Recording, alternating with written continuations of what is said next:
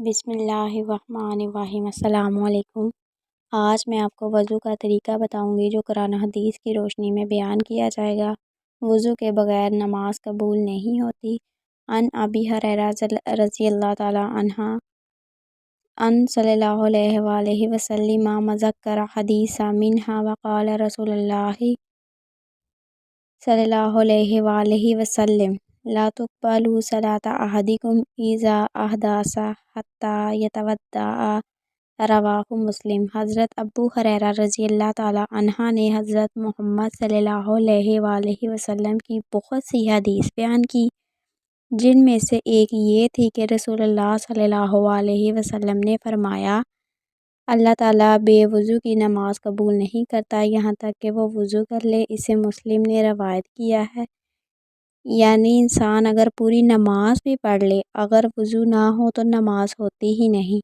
وضو کرنے سے پہلے بسم اللہ الرحمن الرحیم پڑھنا ضروری ہے۔ عن سید ابن زید قال قال رسول اللہ صلی اللہ علیہ وسلم لا وضوء یفقر للہ علیہ، رواہ ترمذی۔ حضرت سید بن زید بن رضی اللہ تعالی عنہ کہتے ہیں کہ رسول اللہ صلی اللہ علیہ وسلم نے فرمایا، جو وضو سے پہلے بسم اللہ الرحمن الرحیم نہ پڑھے اس کا وضو نہیں ہوگا۔ اسے ترمذی نے روایت کیا ہے۔ وضو کی فضیلت حضرت ابو ہریرہ رضی اللہ تعالی عنہ سے روایت ہے کہ رسول اللہ صلی اللہ علیہ وآلہ وسلم نے فرمایا، میرا حوض عدن اور ایلا کے فاصلے سے بھی زیادہ بڑا ہے۔ ان دونوں علاقوں کے نام آپ نے بتائے، جس سے یہ تصور دینا مقصود تھا کہ اس کا طول عرض کتنا بڑا ہوگا۔ عام طور پر حوض تو چھوٹے ہوتے ہیں، لیکن حوض کوثر کی بات کی جا رہی ہے کہ وہ اتنا بڑا ہوگا جیسے عدن۔ عدن کہاں پر ہے؟ یمن میں، اور ایلا فلسطین کی طرف ہے، تو اتنا بڑا حوض ہوگا۔ اس کا پانی برف سے زیادہ سفید اور شہد اور دودھ سے زیادہ میٹھا ہے، جو عربی عبارت میں ہے۔ اس میں آتا ہے کہ دودھ سے ملے ہوئے شہد سے، یعنی جو دودھ اور شہد کو ملا کر شربت بنایا جاتا ہے، اس سے بھی زیادہ میٹھا۔ اس پر رکھے ہوئے برتن تعداد میں آسمانوں کے تاروں سے بھی زیادہ ہیں۔ قیامت کے روز میں دوسری امت کے لوگوں کو اس طرح اپنے حوض پر آنے سے روکا جائے گا، جس طرح کوئی آدمی دوسرے آدمی کے اونٹوں کو اپنے حوض میں آنے سے روکتا ہے۔ یعنی اس حوض سے صرف امت محمد صلی اللہ علیہ وآلہ وسلم کے لوگ ہی سیراب ہو سکیں گے۔ صحابہ کرام نے عرض کیا، اے اللہ کے رسول صلی اللہ علیہ وآلہ وسلم، کیا آپ ہم کو اس روز دوسری امت کے لوگوں میں پہچان لیں گے؟ تو آپ صلی اللہ علیہ وآلہ وسلم نے فرمایا، ہاں۔ وضو کے باعث تمہارے ہاتھ پاؤں اس قدر روشن اور چمکدار ہوں گے، ایسے نشان کسی دوسری امت کے لوگوں کے لیے نہیں ہوں گے۔ اسے مسلم نے روایت کیا ہے۔ تو اس حدیث سے کیا پتہ چلتا ہے کہ نبی اکرم صلی اللہ علیہ وآلہ وسلم کی امت حوض کوثر پر جائے گی اور اپنی امت کو پہچانیں گے۔ کس طرح سے؟ وضو کی علامات سے، اعضائے وضو کے چمکنے کی وجہ سے۔ اس سے کیا پتہ چلتا ہے کہ آپ نے جو طریقہ بتایا ہے اور جو طریقہ سکھایا ہے وہ دراصل وہ ساری پچھلی تعلیمات کا خلاصہ ہے۔ اور ایک حدیث ہے، آج میں نے تمہارے لیے دین مکمل کر دیا۔ آپ کو معلوم ہے کہ یہودیوں نے حضرت عمر سے کہا تھا کہ تمہاری کتاب میں ایک ایسی آیت ہے، اگر وہ ہمیں مل جاتی تو ہم اس دن کو عید کا دن مناتے۔ وہ یہی آیت ہے، ایک مکمل دین عطا کر دیا گیا، ہمیں کسی اور دین کی ضرورت ہی نہیں۔ ضرورت اس بات کی ہے کہ ہم واپس اپنے دین کی طرف آئیں۔ وضو کا مسنون طریقہ یہ ہے کہ حضرت حمران رضی اللہ تعالی عنہ سے روایت ہے کہ حضرت عثمان رضی اللہ تعالی عنہ نے وضو کے لیے پانی منگوایا۔ پہلے اپنی ہتھیلیاں 3 دفعہ دھوئی، پھر کولی اور ناک میں پانی ڈالا، پھر اپنا منہ 3 دفعہ دھویا اور اس کے بعد اپنا داہنا ہاتھ کوہنی تک 3 مرتبہ دھویا۔ اسی طرح بایاں ہاتھ کوہنی تک دھویا، پھر سر کا مسح کیا۔ مسح کے بعد اپنا داہنا پاؤں ٹخنے تک 3 مرتبہ دھویا، اسی طرح اپنا بایاں پاؤں ٹخنے تک 3 مرتبہ دھویا۔ پھر فرمایا میں نے رسول اللہ صلی اللہ علیہ وآلہ وسلم کو اسی طرح وضو کرتے ہوئے دیکھا۔ اسے مسلم نے روایت کیا ہے۔ بعض لوگ وضو کے دوران مختلف اعضاء دھوتے ہوئے مختلف دعائیں پڑھتے ہیں۔ ایسی کوئی چیز دین میں ثابت نہیں ہوئی، کیونکہ یہ بھی دین کو مشکل بنانے والی بات ہے۔ ہاں، یہ الگ بات ہے کہ وضو کرتے وقت اپنے دل یا ذہن میں خیال آئے کہ میں اللہ میرے چہرے کو آگ سے بچانا، اے اللہ میرے پاؤں کو استقامت دینا، وغیرہ وغیرہ۔ اگر دل سے کوئی ایسی چیز کسی وقت نکلتی ہے تو وہ آپ مانگ لیں اپنے طور پر، لیکن اس کو سنت سمجھ کر یا لازمی چیز سمجھ کر مت کریں، اور دوسروں کو ایسی چیزیں سکھا کر دین کو بوجھل نہ کریں، کیونکہ بعض کتابوں میں ایسی چیزیں چھپی ہوئی ملتی ہیں۔ یہ دین کو بوجھل بنانا، اس کو ہلکا رکھیں تاکہ ہر شخص عمل کر سکے۔ ہاں، ان لوگوں کے اندر جذبات پیدا کریں کہ وہ کچھ اپنے دل اور زبان میں بھی مانگا کریں۔ وضو کے بعد مندرجہ ذیل دعا پڑھنا مسنون ہے۔ حضرت عمر رضی اللہ تعالی عنہ کہتے ہیں، آپ صلی اللہ علیہ وآلہ وسلم نے فرمایا، جو شخص مکمل وضو کر کے یہ دعا پڑھے، اشہد ان لا الہ الا اللہ وحدہ لا شریک قال آخر تک، میں گواہی دیتا ہوں کہ اللہ کے سوا کوئی الہ نہیں، وہ ایک ہے، اس کا کوئی شریک نہیں، اللہ کے حضرت محمد صلی اللہ علیہ وآلہ وسلم اللہ کے بندے اور اس کے رسول ہیں۔ یہ کیا چیزیں ہیں؟ دراصل یہ کلمہ شہادت ہی ہیں۔ تو اس کے لیے جنت کے 8 دروازے کھول دیے جاتے ہیں، جس سے چاہے داخل ہوں۔ اسے احمد، مسلم، ابو داؤد، ترمذی نے روایت کیا ہے۔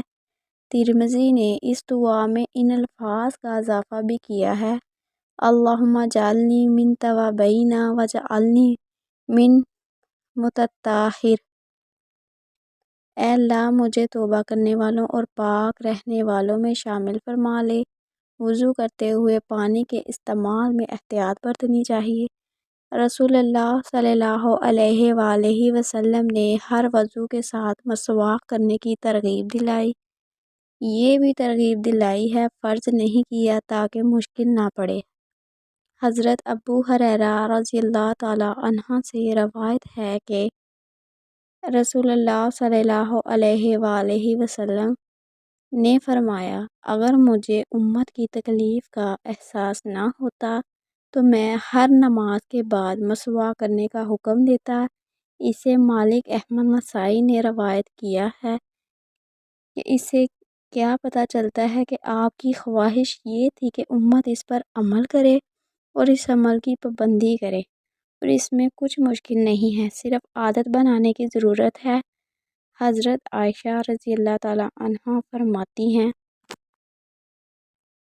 کہ رسول اللہ صلی اللہ علیہ وآلہ وسلم نے فرمایا، مسواک منہ کی پاکیزگی اور رب تعالیٰ کی خوشنودی کا باعث ہے۔ ہاتھ پاؤں کی انگلیوں اور داڑھی کا خلال کرنا مسنون ہے۔ حضرت مکیر بن سویرہ رضی اللہ تعالی عنہ کہتے ہیں کہ رسول اللہ صلی اللہ علیہ وسلم نے فرمایا، وضو اچھی طرح کرو، ہاتھ پاؤں کی انگلیوں کا خلال کرو، اور اگر روزہ نہ ہو تو ناک میں پانی اچھی طرح چڑھاؤ۔ خلال کس طرح ہوتا ہے؟ یہ لفظ کس سے ہے؟ خلل، خلل کس کو کہتے ہیں؟ دخل اندازی، یعنی ایک ہاتھ کی انگلیوں کو دوسرے ہاتھ کی انگلیوں میں داخل کرنا۔ پاؤں کی انگلیوں میں ایک ایک کر کے، کیونکہ وہ پورا پنجہ اکٹھا داخل نہیں ہو سکتا، کیونکہ ہاتھوں کی انگلیوں کو جیسا آپ کھولتے ہیں تو پاؤں نہیں ہو سکتا۔ تو اس میں یہ ہے کہ ایک ایک انگلی پھیر سکتے ہیں، اس سے انگلیوں کے اندر کا میل بھی نکلتا ہے۔ اگر کوئی خشک جگہ ہو تو وہ بھی پوری طرح بھیگ جاتی ہے۔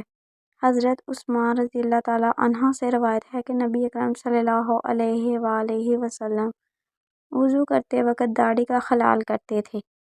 اسے ترمذی نے روایت کیا۔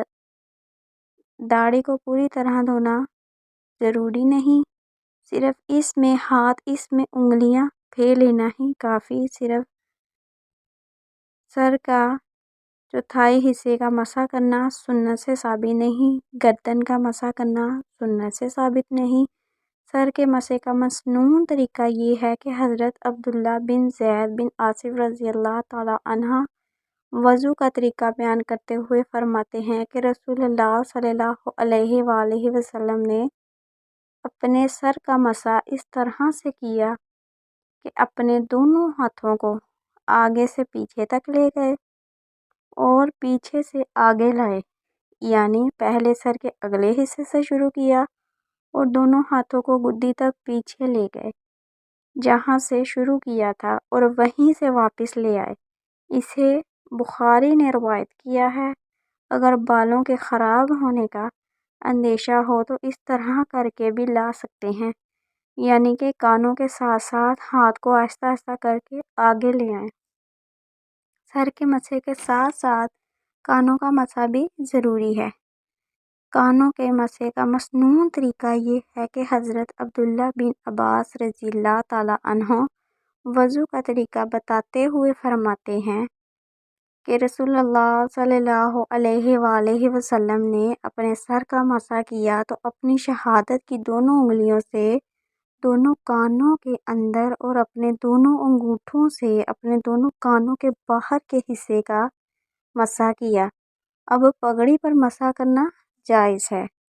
حضرت مغیرہ بن شعبہ رضی اللہ تعالی عنہ سے روایت ہے کہ نبی اکرم صلی اللہ علیہ وآلہ وسلم وضو کرتے ہوئے پیشانی کے بالوں پر، پگڑی اور موزوں پر مسح کیا۔ اسے مسلم نے روایت کیا ہے۔ اب اسکارف کی بات اس میں تو نہیں لکھی ہوئی۔ وضو کرتے ہوئے موزوں اور جرابوں پر مسح کیا جا سکتا ہے۔ مدت مسح مقیم کے لیے، مقیم سے مراد جو گھر رہتا ہو، 1 دن رات اور مسافر کے لیے 3 دن رات ہے۔ جنبی ہونا مدت مسح ختم کر دیتا ہے۔ حضرت مغیرہ بن شعبہ رضی اللہ تعالی عنہ کہتے ہیں کہ نبی اکرم صلی اللہ علیہ وآلہ وسلم نے وضو کرتے وقت جرابوں اور جوتوں پر مسح کیا۔ اسے احمد، ترمذی، داؤد ابن ماجہ نے روایت کیا ہے۔ بہت سے لوگ کہتے ہیں کہ پچھلے زمانوں میں جرابیں ہوتی نہیں تھیں، تو یہاں کیا لفظ لکھا ہے؟ جرابوں کا لفظ لکھا ہوا ہے، اور نائلین جوتے کو کہتے ہیں۔ پاؤں دھو کر آپ نے جرابیں پہنی اور جوتا بھی پہن لیا۔ جو عموماً لوگ جوگر جوتے پہن لیتے ہیں، پھر وضو کے وقت ان سب کو اتار کر پاؤں دھونا بہت مشکل ہو جاتا ہے، تو اسی وجہ سے بعض اوقات ہماری نمازیں اس وجہ سے ہی چھوٹ جاتی ہیں کہ ہم دنیا کے کاموں میں اپنے رب کو بھول جاتے ہیں اور اپنے رب کو پکارنے سے غافل ہو کر دنیا کے کاموں میں مگن ہو جاتے ہیں، اور وضو کی طریقے کے نہ اپناتے ہوئے ہم لاپرواہی اور غفلت میں وضو کر کے جلد بازی میں نماز ادا کرنے کی کرتے ہیں، جو کہ اسلام میں غلط اور ناپسندیدہ عمل ہے۔ جبکہ اسلام میں نماز کو بہت اہم اور افضل قرار دیا گیا ہے، اس لیے نماز ادا کرنے سے پہلے ضروری ہے کہ ہم وضو کے طریقے کو اچھی طرح اپنے اوپر لازم کریں اور پھر نماز کی طرف آئیں، کیونکہ ہم اس طریقے کو اپنائے بغیر نماز کو باقاعدگی کے ساتھ ادا نہیں کر سکتے، اور اللہ تعالیٰ کے قرب کو بغیر وضو اور نماز کے ہم حاصل نہیں کر سکتے۔ اللہ تعالیٰ کی خوشنودی اور رضا کو حاصل کرنے کے لیے ہمیں سب سے پہلے وضو کا طریقہ سیکھنا ہوگا۔ تو جوتے میں نماز بھی ہو جاتی ہے، اگر صاف ہو تو اس پر مسح بھی ہو جاتا ہے۔ حضرت صفوان بن اسوال سے روایت ہے کہ جب ہم سفر میں ہوتے تو رسول اللہ صلی اللہ علیہ وآلہ وسلم ہمیں 3 دن رات کے بعد موزے اتارنے کا حکم دیتے تھے۔ ہاں، اگر پیشاب پاخانے کی حاجت ہو یا نیند آئے، البتہ جنابت کی وجہ سے جرابیں اتارنے کا حکم دیتے تھے۔ اسے ترمذی اور نسائی نے روایت کیا ہے۔ حضرت علی بن ابی طالب سے روایت ہے کہ رسول اللہ صلی اللہ علیہ وآلہ وسلم نے 3 دن رات مسافر کے لیے اور 1 دن رات مقیم کے لیے موضوع کے مسح کی مدت مقرر فرمائی ہے۔ اسے مسلم نے روایت کیا۔ وضو کے اعضاء میں کوئی جگہ خشک نہیں رہتی۔ حضرت انس رضی اللہ تعالیٰ عنہ فرماتے ہیں کہ نبی پاک صلی اللہ علیہ وآلہ وسلم نے ایک آدمی کو دیکھا جس کے پاؤں میں وضو کرنے کے بعد ناخن جتنی جگہ خشک تھی، تو نبی پاک صلی اللہ علیہ وآلہ وسلم نے اسے حکم دیا کہ واپس جاؤ اور اچھی طرح وضو کرو۔ حضرت ابو ہریرہ رضی اللہ تعالیٰ عنہ سے روایت ہے کہ نبی پاک صلی اللہ علیہ وآلہ وسلم نے ایک آدمی کو دیکھا جس نے اپنی ایڑی نہیں دھوئی ہوئی تھی، تو آپ صلی اللہ علیہ وآلہ وسلم نے فرمایا خشک ایڑیوں کے لیے آگ کا عذاب ہے۔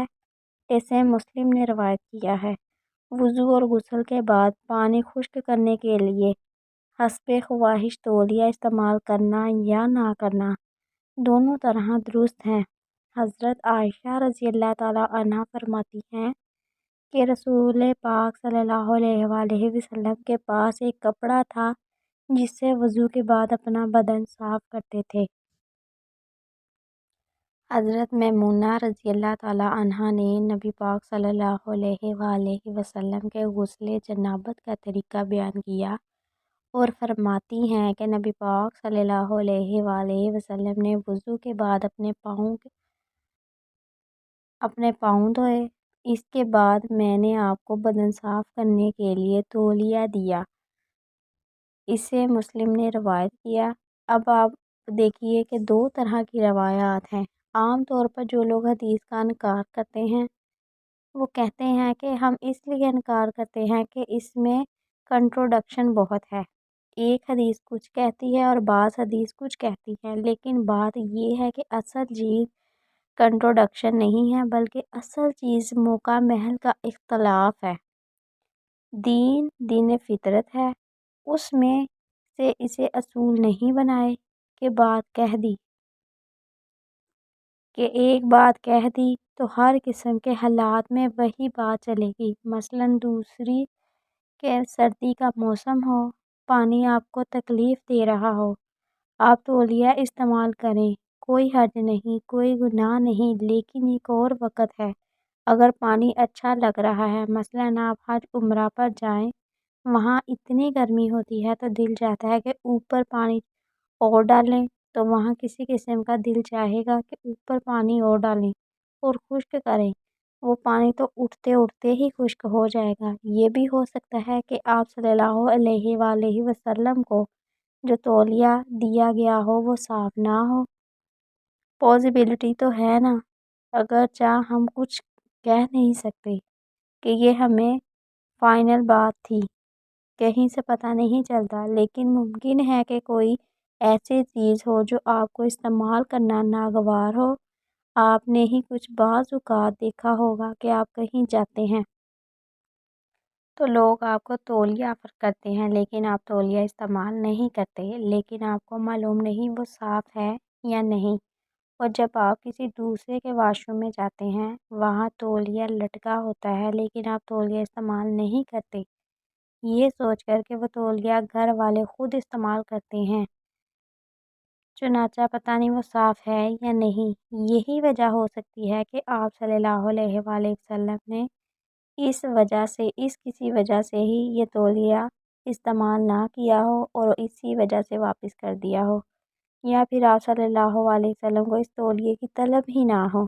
اور اسی طرح کی جو اختلافات الحدیث نظر آتی ہیں اسلامی یا دراصل دین کی وسعت ہے۔ وضو کے اعضاء 1 بار یا 2 بار یا 3 بار دھونا جائز ہے، اس سے زیادہ دھونا منع ہے۔ حضرت عبداللہ بن عباس سے روایت ہے کہ نبی اکرم صلی اللہ علیہ وآلہ وسلم نے وضو کرتے وقت ایک مرتبہ اعضاء دھوئے۔ اسے احمد اور بخاری نے روایت کیا ہے۔ حضرت عبداللہ بن زید رضی اللہ تعالیٰ عنہ سے روایت ہے کہ نبی پاک اکرم رضی اللہ تعالیٰ عنہ نے وضو کیا اور دو دو مرتبہ آزاد ہوئے۔ اسے بھی احمد اور بخاری نے روایت کیا ہے۔ حضرت عمر رضی اللہ تعالیٰ عنہ بن شعیب سے روایت ہے کہ ایک دیہاتی نے رسول اللہ صلی اللہ علیہ وآلہ وسلم سے وضو کا طریقہ دریافت کیا تو آپ صلی اللہ علیہ وآلہ وسلم نے اسے تین بار وضو کے اعضاء دھو کر دکھائے اور فرمایا وضو کا طریقہ یہ ہے اور جس نے اس سے زیادہ مرتبہ اعضاء دھوئے اس نے ظلم اور زیادتی کی۔ اسے احمد اور ابن ماجہ نے روایت کیا ہے کہ اس سے کیا پتہ چلتا ہے اس سے رک جانا چاہیے جس سے آپ صلی اللہ علیہ وآلہ وسلم نے منع کیا ہو، اس سے آگے نہیں بڑھنا چاہیے۔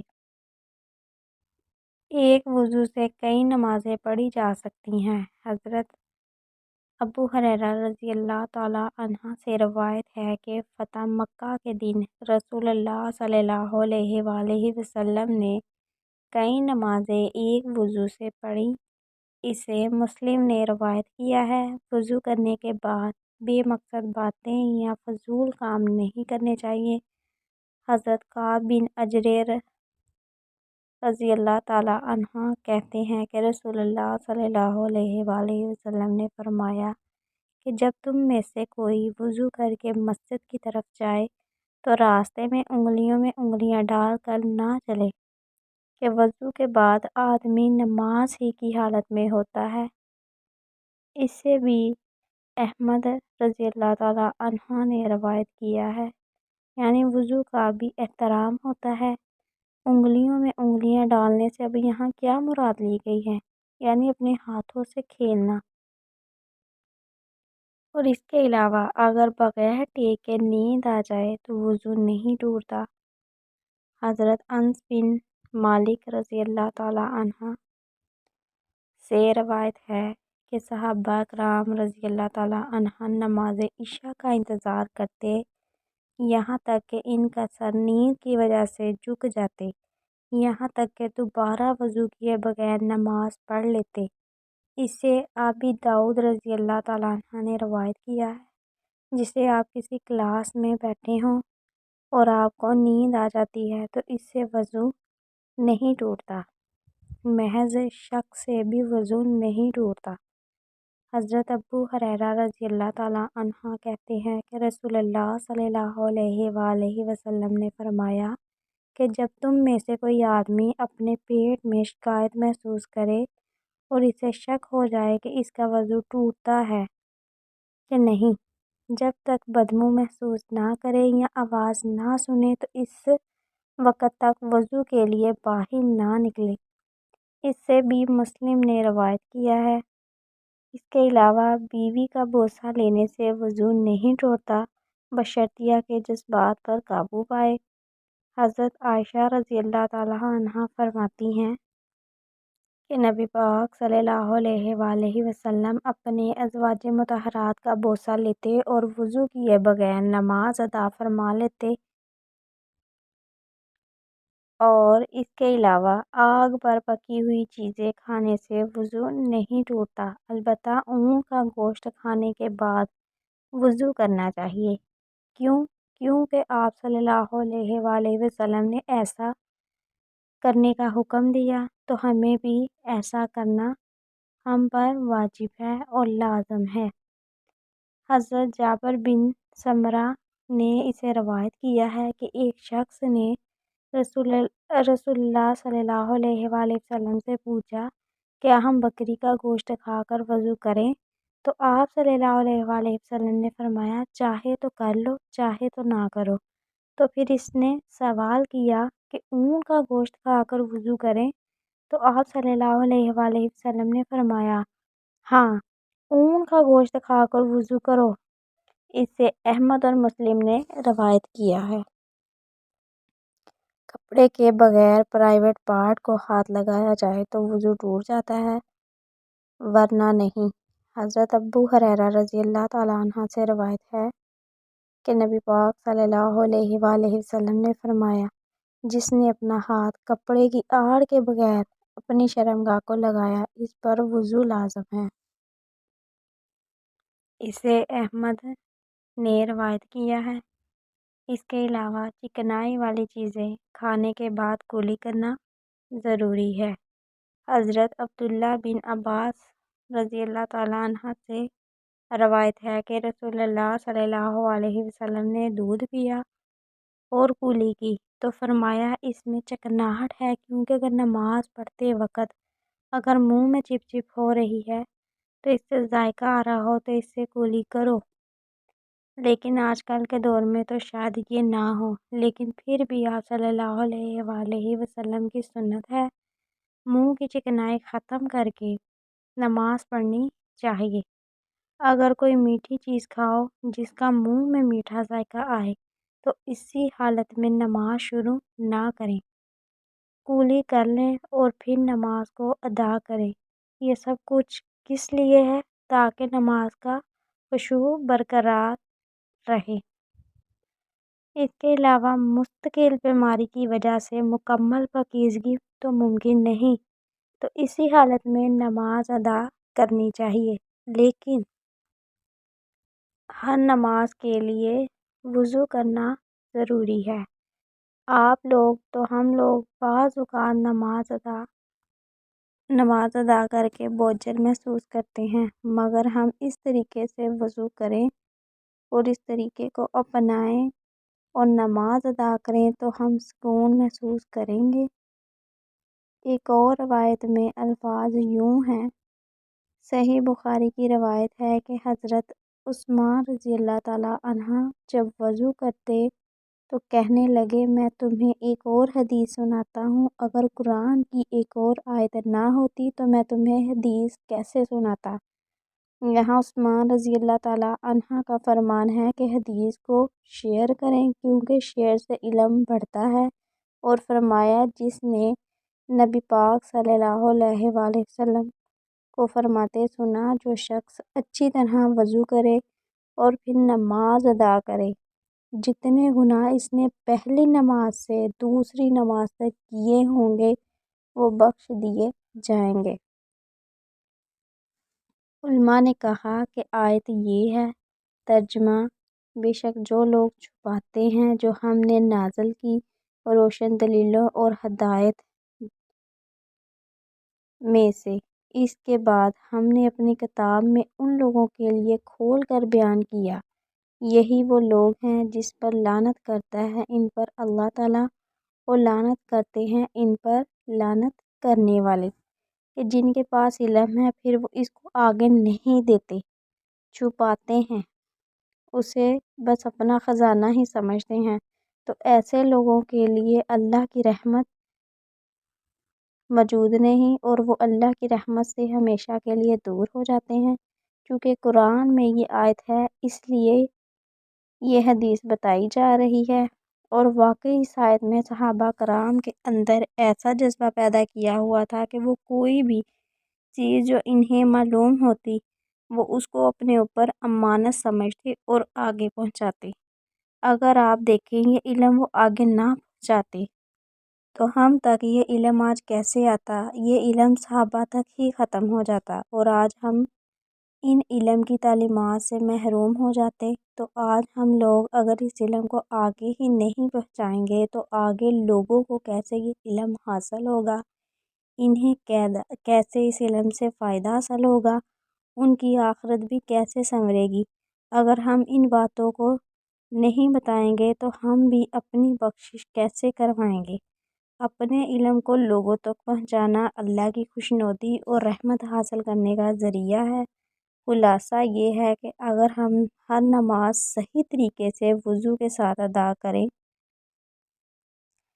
یاد رکھیے شرط اس میں صرف نماز پڑھنا ہی نہیں، صحیح طریقے سے نماز کو ادا کرنا ہے۔ تو صحیح کیسے؟ وضو کے ساتھ نماز ادا کی جائے تو وہ نماز کفارہ بن جاتی ہے ان غلطیوں کا جو پچھلی نماز سے اب تک کی ہوئی ہوں گی۔ تو اس سے آپ دیکھیں کہ نماز کا کتنا بڑا فائدہ ہمیں پتہ چلتا ہے۔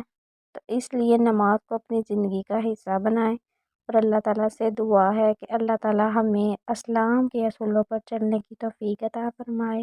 اور اگر میری ویڈیو اچھی لگے تو اس کو لائک اور شیئر کریں، اور صدقہ جاریہ کی نیت سے اسے دوسرے لوگوں کے ساتھ بھی شیئر کریں، اور میرے چینل کو سبسکرائب کریں۔ شکریہ۔